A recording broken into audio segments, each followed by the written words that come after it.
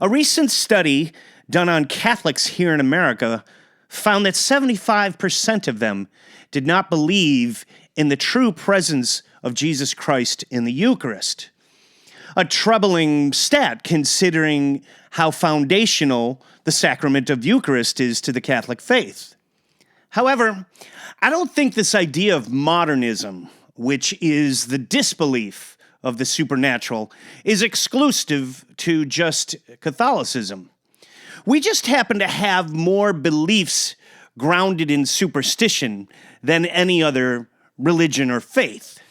Holy water, baptism, communion, confirmation, the sacraments, and of course, Eucharist.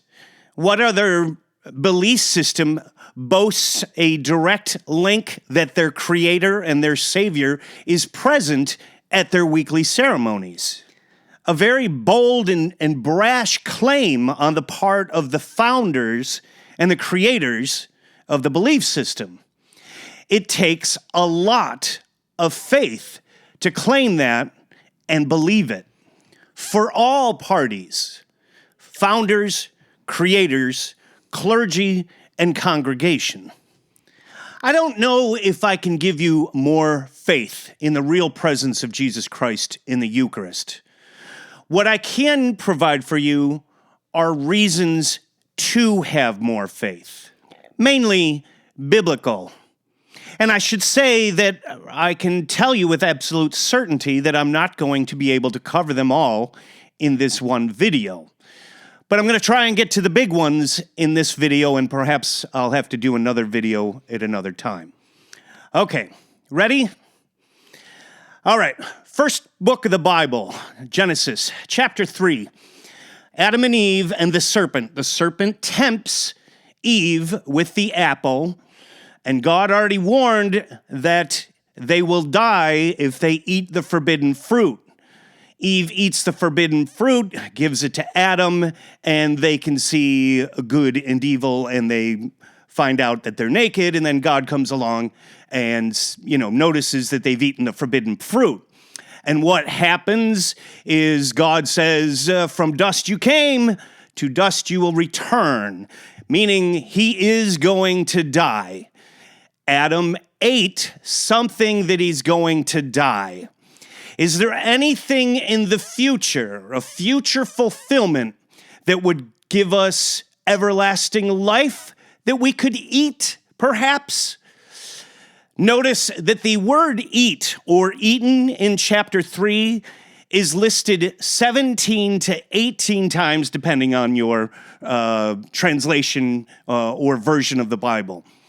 Take special notice that the forbidden fruit was really ingested into Adam and Eve's system. It was not a symbol. So in the future, perhaps in the New Testament, if there is something that could provide eternal life, it probably won't be a symbol. It will actually have to be ingested. Genesis chapter 14, Abram, who will turn into Abraham, meets Melchizedek. He is the high priest king of Salem, and he will offer bread and wine to Abram, and he will bless him, and Abram will give him 10%, and there's a prayer there in Genesis 14. This is a foreshadowing of the Eucharist in the first book of the Bible. Melchizedek, the high priest king, is likened to Jesus. You can see Hebrews, a letter to the Hebrews, chapter 7, and I believe chapter 9. He is the high priest of Salem, which turns into Jerusalem, the capital after King David. Going into Exodus, the second book, when the Israelites are enslaved in Egypt, God sends the plagues to the Pharaoh. The 10th plague is the angel of death, where God instructs Moses to tell the Israelites to prepare a meal and to put the blood of the lamb, that would be the Paschal lamb, on the door so that the angel of death will pass over and not kill their firstborn son. This feast, Exodus chapter 12, the Passover feast, is extremely important to Catholicism because in the New Testament, Jesus is our Passover lamb. He's killed during Passover. So this feast that started in Egypt, in Exodus, 1,000 years before Jesus arrives, is instituted. And notice in the feast, the Jews or the Israelites are told to eat the lamb, just as Jesus will instruct his apostles to eat his body and drink his blood at the Last Supper. And let me add an interesting little factoid about preparing the Passover lamb, which was found in the writings of Justin Martyr in 150 AD. They found that the way the lamb was prepared was by wooden skewers that went perpendicular through the lamb's flesh in the shape of a cross. Moving on, the Israelites are freed from Egypt, and Moses parts the Red Sea, wink, wink, baptism, and they go into the wilderness where they wander the desert for 40 years, and God provides sustenance for them by providing bread from heaven, bread that falls from the sky. This bread is eaten as well as revered, so much that they put it in the tabernacle, which later becomes the temple. This bread goes into the Ark of the Covenant, which will go into the Holy of Holies. This should tell anyone how profoundly important this bread is to the Israelites and the Jews. They've put it in the holiest place in the temple. Now, going into the next book, Leviticus, this is where God instructs the Levite priests to perform sacrifices and offerings for a number of reasons. I'll give you 3 of them. One of them is the Day of Atonement, Yom Kippur.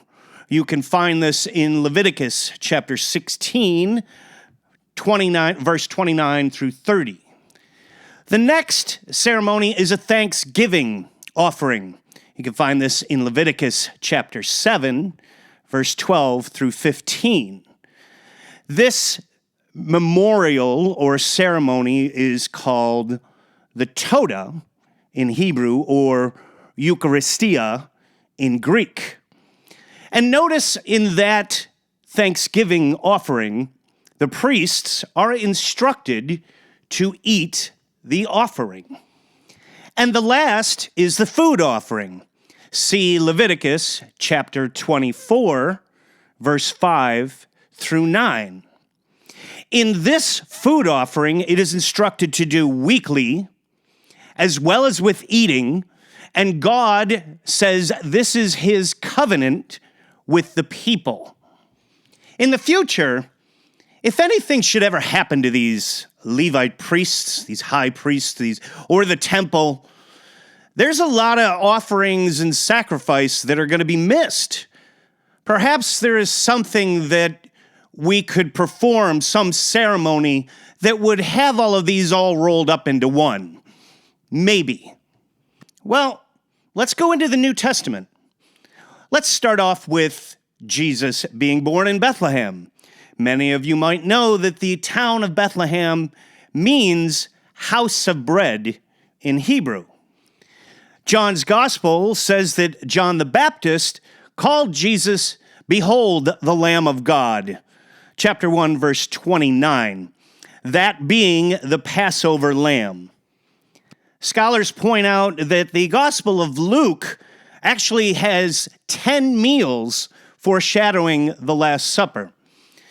The feeding of 5,000 is in all 4 Gospels. Scholars also like to point out the remarkable resemblance in verbiage at the Last Supper among Matthew, Mark, and Luke's Gospel, as well as with Paul's first letter to the Corinthians, chapter 10 and 11. And you should also take special notice that Jesus died during the Passover feast instead of the Day of Atonement, Yom Kippur. When Jesus institutes a new memorial, a new ceremony, by saying, "Do this in remembrance of me." It's in both Luke and Mark. Luke is 22, I believe, 18 through 20. He's instilling a new ceremony on top of one that they're already performing a memorial of. The whole Passover feast is a memorial. But here comes Jesus saying, take this, eat, this is my body, which will be given up for you. Jesus is actually trumping the whole Passover lamb, which, by the way, not one gospel mentions a Passover lamb at the Last Supper. We presume there's one there, but the gospel writers chose not to discuss it. Why? And then the last point, I'm noticing that I'm going over how long I wanted this video to be, so I'm going to have to make another video in another week or so. But the last point I will say that in Luke's Gospel, chapter 24, the road to Emmaus, we see two disciples on Easter discussing the death of Jesus. When a traveler comes up to them, they discuss what happened in Jerusalem, and they end up eating dinner with the traveler. And it isn't until the traveler breaks bread that their eyes are opened, they see it's Jesus, and Jesus immediately disappears. Why does he disappear? That's found in Luke 24, I believe, verse 30 to 31.